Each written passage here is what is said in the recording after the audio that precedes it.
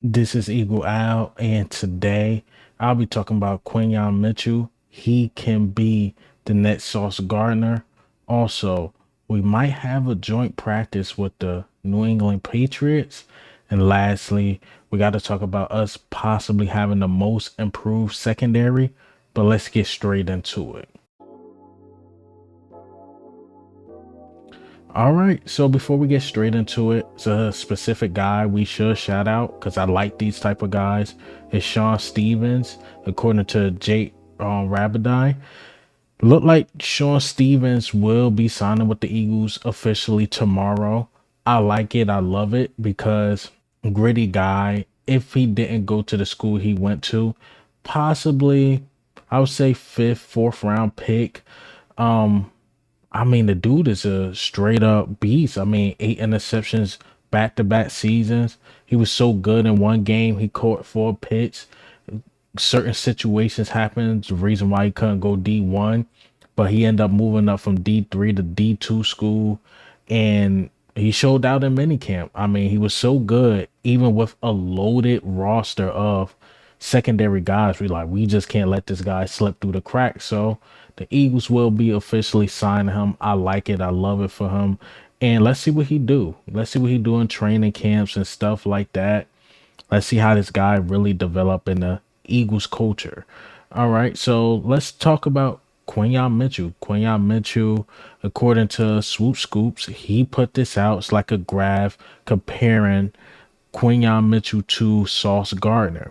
Now, before I go over the graph, the interesting thing about like the Sauce Gardners and the Quinyon Mitchells is that one year when Sauce Gardner was drafted, I think it went like 3-4. I think Texans had the third pick and the Jets had the fourth pick. And it was the same similar situation, but it flipped. Meaning this year it was Quinyon Mitchell or Terrion Arnold.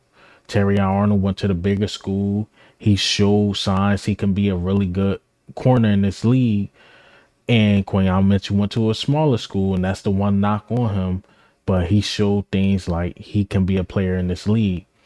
But the time Sauce Gardner was drafted, it was him and Stingley. And Stingley actually went first to the Texans, and Sauce Gardner went to the Jets. And now when you look at it, I don't think it was a bad thing for either team.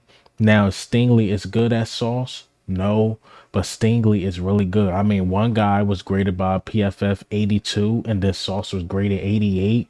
But people like, yo, just imagine if the Texans picked the smaller school guy and, Stingley went to the Jets. I think they still would have been successful, but obviously Sauce Gardner is the better one. And I think we're going to be in that same similar situation. Hopefully, we picked the right guy. Quinyon and I think Terrion Arnold are going to be really good players in this league. But I think one guy is going to be slightly better than the other. And we're going to look back at this draft like, did we do the right thing or the wrong thing? But let's compare Quinyon Mitchell to Sauce Gardner. Let's actually look at the numbers. All right, so here go the numbers. You see, one PFF grade is 87.1, one is 91.5. Total tackles, Sauce Gardner 99, total tackles, Quinyon Mitchell 117. To me, it's no doubt that Quinyon's the better tackler. Quinyon hits like a safety, but he plays corner. So that's a no-brainer to me. Look at the solos, totally different. Pass deflections. I mean, Quinyon's a pass deflection king, 45, and then you got Sauce with 18.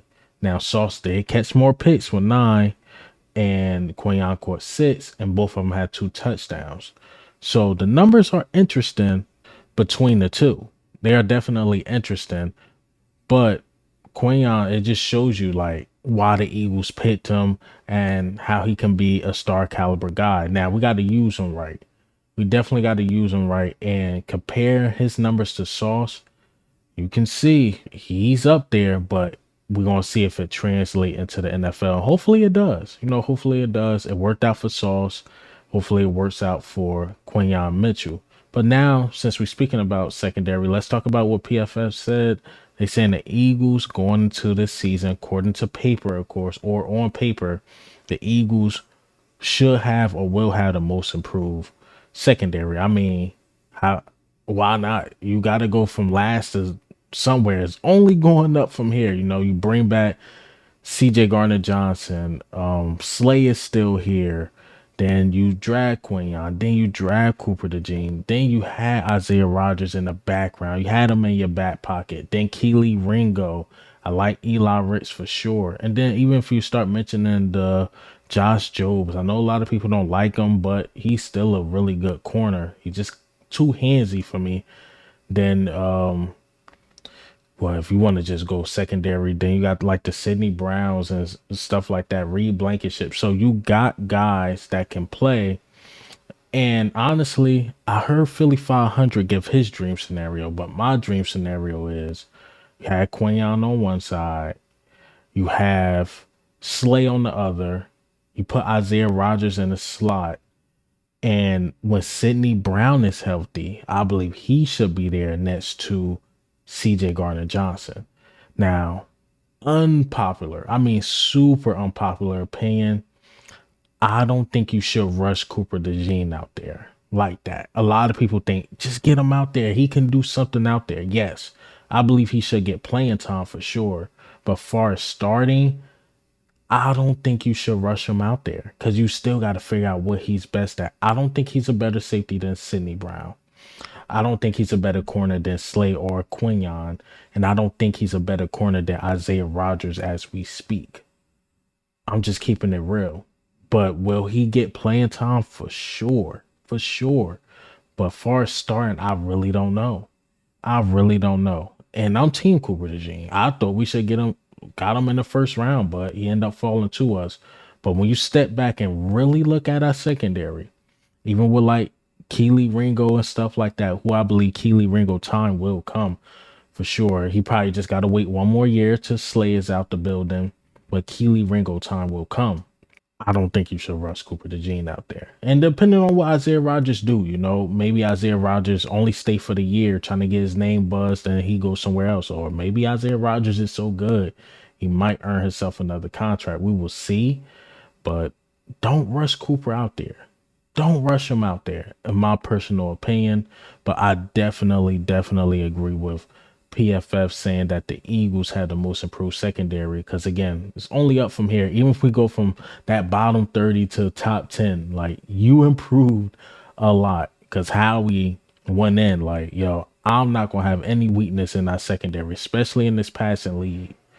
So, I mean, it was horrible to watch. I mean, the tackling. That's why you go get a Quinyon Mitchell. The heart was just missing. That's why you go get a CJ Gardner Johnson.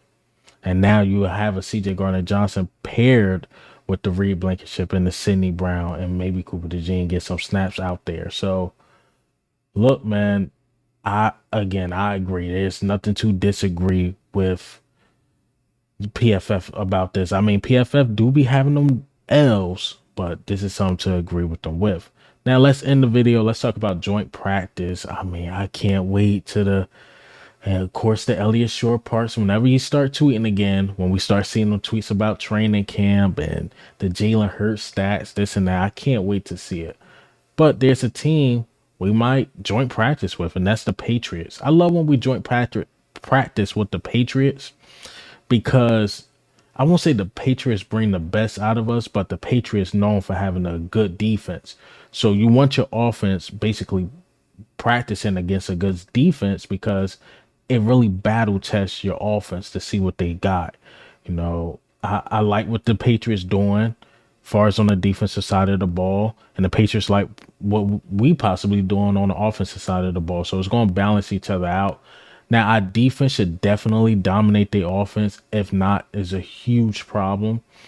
But our offense versus their defense is going to be an interesting battle.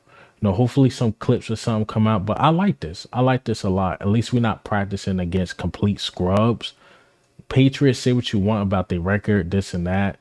They defense is always top tier. Now, it is Gerard Mayo. He been working under Bill Belichick for quite some time, even as a player. So maybe that just a easy transition from Bill Belichick to Gerard Mayo. Maybe it's not because we dealt with that. We thought it was going to be a smooth transition, but it wasn't.